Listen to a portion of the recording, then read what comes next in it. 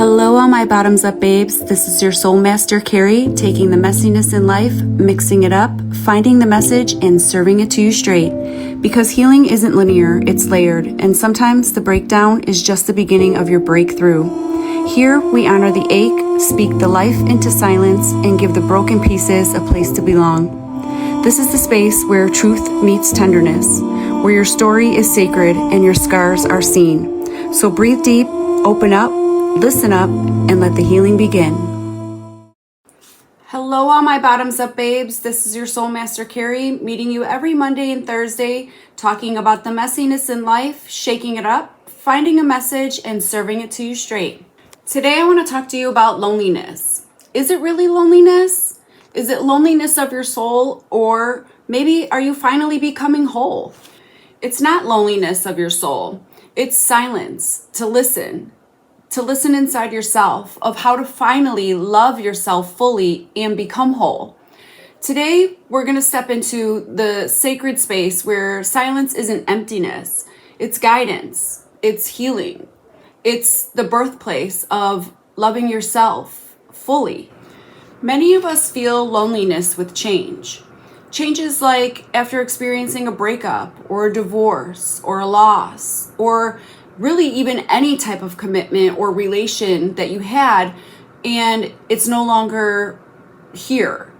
And it's not necessarily loneliness, it's just emptiness, and you just feel lost. And that is because we are creatures of habit and we are used to doing things in habitual orders. So when change comes, it does cause commotion and chaos and confusion. But the truth is, God will always reject whatever it is to protect you. You're not alone. You're meant to feel the abandonment, and that's because it's actually an invitation to solitude. It's not loneliness, it's finding yourself. It's removing chaos and confusion and commotion and craziness and finding peace, awareness, awakening to your true authenticity. When we're wrapped up in commotion, that's when we are not in a sense of clarity. That's when we are easily manipulated. When we don't see clearly, we cannot understand truth. In silence, you could finally hear yourself. You could talk to yourself. You could talk within yourself. You can think, and you're not in the chaos and causing your mind to veer other places to find your true authenticity. And that's what loneliness is. It's solitude. It's when you practice mindfulness. It's the meaning and the purpose and not manipulation and pain. Many of you have heard me talk about my narcissistic, abusive ex, and anyone that has truly been in a narcissistic relationship, I know that word is used way too frequently, but those who have really truthfully undergone a narcissistic relationship know that these people are literally the devil. Their eyes turn black. My ex used to say, I see red, when he would get into his rages of anger. And you see, what they do is they cause manipulation. They cause chaos, confusion, and they do this because this way then they could take advantage of you. So while you're over here trying to show empathy and state, the confusion of being blamed for whatever it is that they're projecting on you, you're caught in chaos and confusion, and you're not focusing on the fact that they're manipulating you and taking advantage of you on the opposite end. And that is why God will remove things from you, because he knows what goes on behind the scenes. He knows where your heart is and what is truthful and what is not. And a lot of things, we freak out about for being rejected from us. And the truth is, it's protecting us. Possibly the loneliness and the silence isn't given to you because of a person. Possibly it's given to you because it's time that you need to dig deep and find your purpose. Seek inside of you things that need to be healed. Maybe it's past trauma. Maybe it's a mother or father wound. Maybe it's a wound that someone caused that you never really even acknowledged, but it weighs heavy on you, and that's why you need to confront it. There are many out there that seek themselves as just a provider and a protector. But your worth is not defined by what you do. It's defined of who you are. Do you know your purpose? It's not performance. It's not based on performance. It's not just to provide for everyone and not yourself.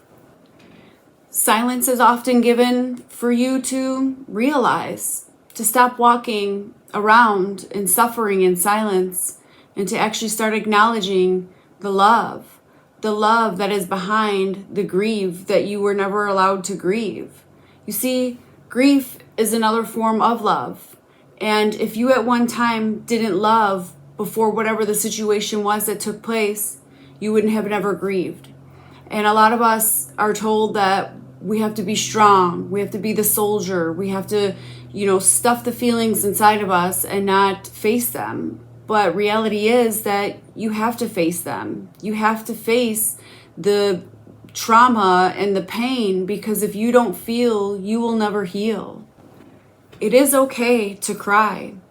Freedom is actually feeling. It's giving yourself the permission slip to feel. You are human. So you can't just sit there and act and be a robot and constantly providing and not seeking your own purpose, because that is what gives the emptiness and the loneliness inside of you. If you don't feel loved or appreciated or acknowledged, you're basically just here to be here. There's no purpose. There's no realization. And the truth is, there is a reason that you're here. You deserve recognition. Who is doing for you if you are doing for everyone else? It's time for you to sit in silence and seek that. Seek what needs to be given for you to feel whole as well. Along with time comes repetition. So many of us are out here just doing repetitious cycles that we lose ourselves. We begin to feel empty and lonely because we just seek perfection and constantly providing, that we lose our presence. We lose the present moment and the emotion in what we're doing. Even sometimes we don't even go to events and things because we're caught in the moment of being perfection and giving performance and giving what is expected of us, because we don't feel valued enough unless we're performing. And that's not true. You are enough. You are enough as a human being, and you're not a robot. You deserve to be loved and cared for just like every other human being in this world. It's time that maybe you are in silence so you can do the inner work and maybe heal things that you were never able to grieve over or acknowledge or feel. Put those behind you and move forward with purpose. Release the pain and stop living in a world of performing as if, again, like you're just some robot and you have no purpose here.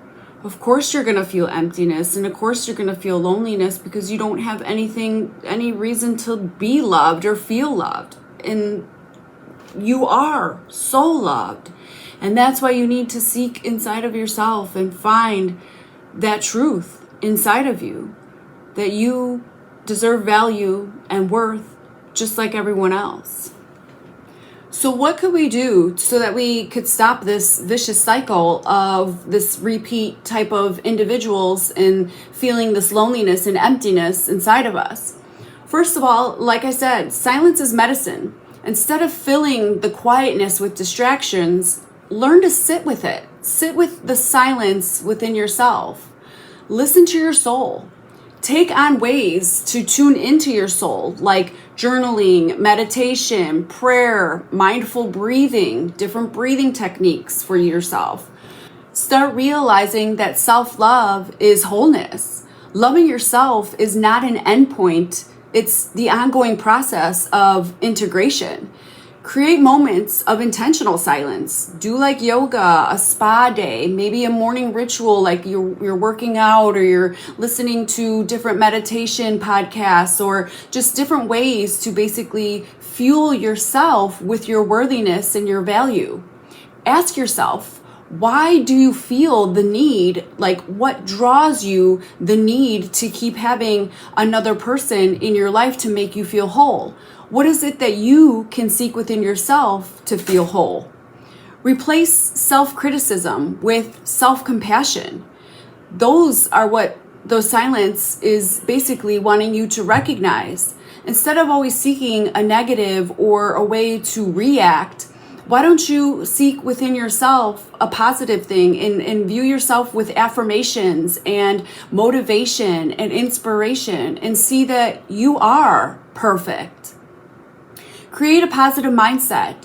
It seems that a lot of times with abuse, and as I've stated in the past, abuse is not just physical, it's mental, it's emotional. When you are constantly put in those atmospheres and being put down, it's unfortunate, but your mind becomes trained to seek the negativity of situations.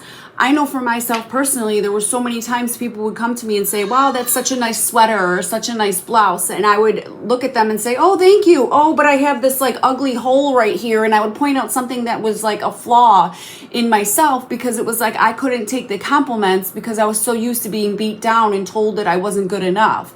So I had to have self-compassion and start taking compliments as they are, of thankfulness and gratefulness that someone took the time out of their day to give me a compliment, versus trying to veer it towards something else like my ugly shoes, or a hole in the sleeve, or whatever it is that was a flaw for me.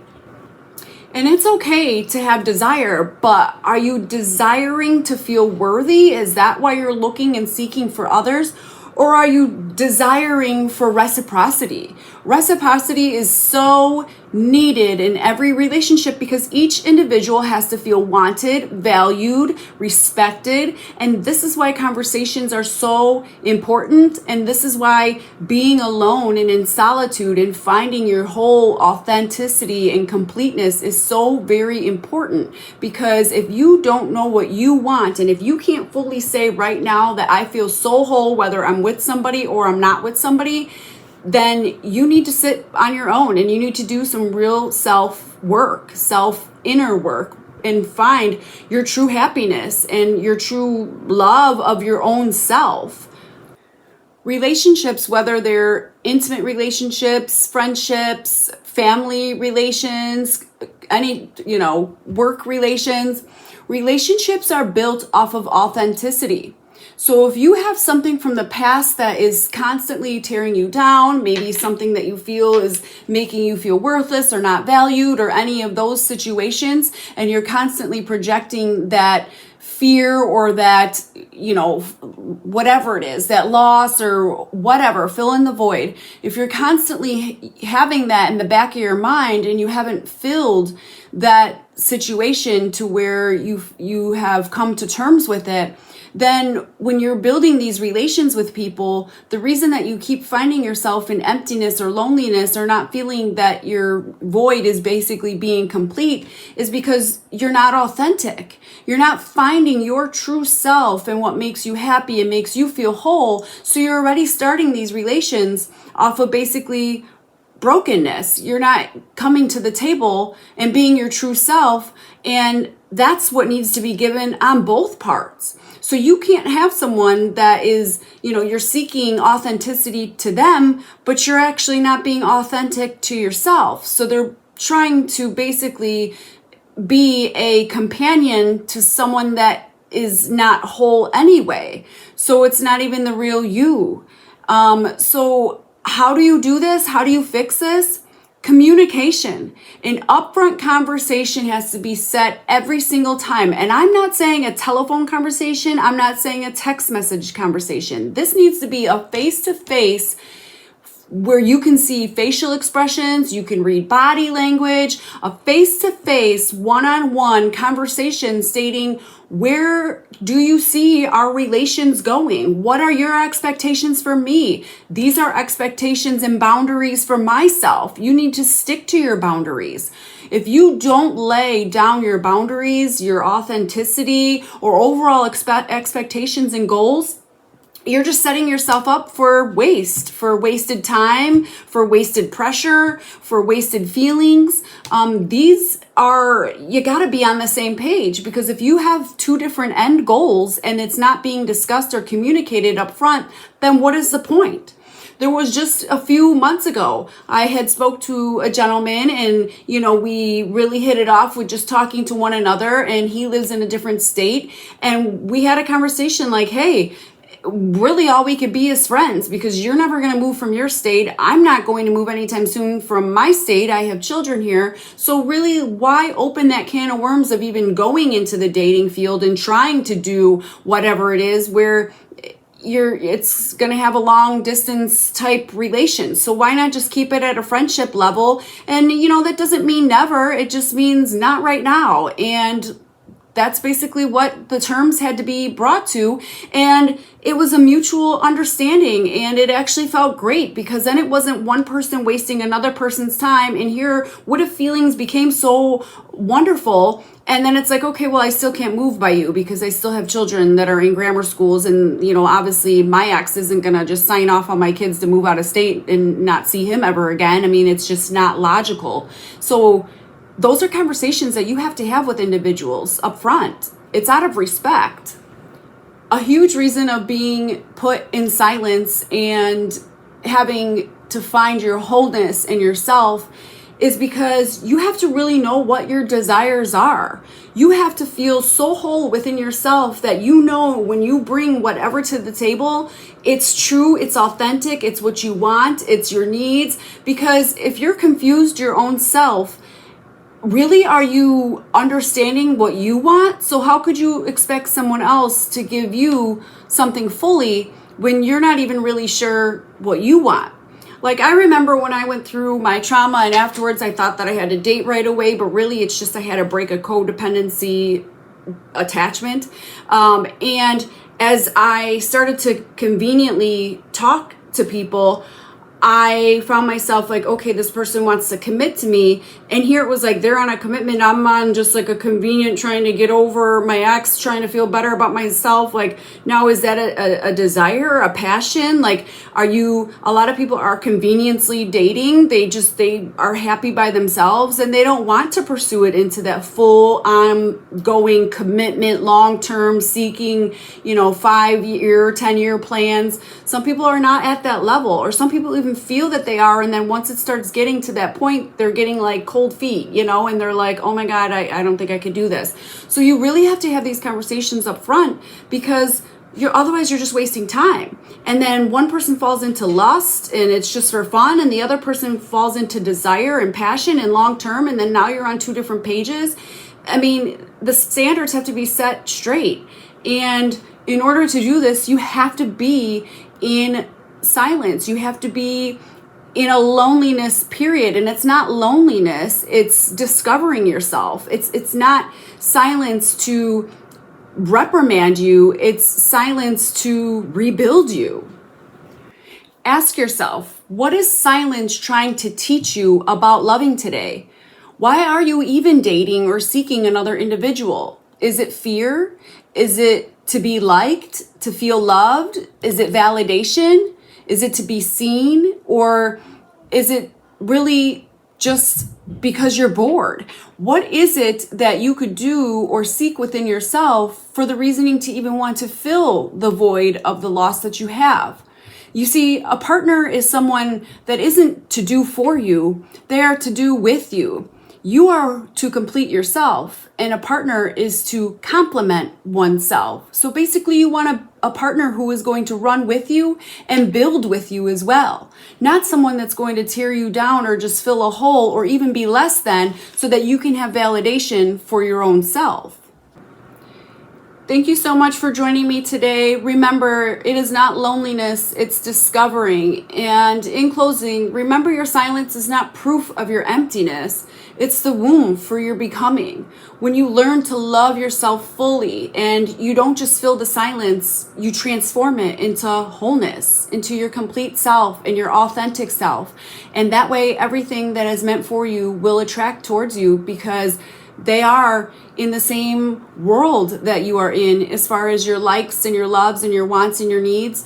And when something is true, it comes in peace. It doesn't feel pressured or that you have to change yourself. There should not be one thing that you need to change about yourself that another isn't accepting of you, because when you fill yourself to your wholeness, individuals that veer towards you, they have the same wants and needs and likes and and all of that stuff. Everything is the same type of fulfillment for them. So there's really not anything that you or the other person need to change to be yourself. I mean, you both accept each other for your true authenticity. And that's what real love is about.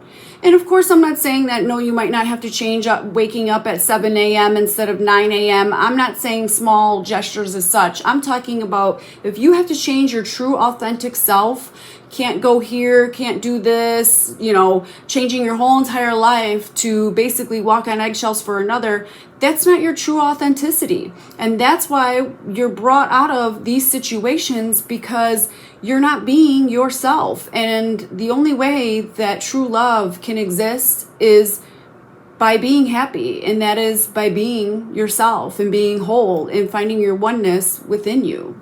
And that wraps up today's episode. Thank you so much for joining me today. And remember, you can't fill anyone's cup until you fill your own. So it's time that you find your true authentic self, your oneness, your wholeness, your completeness.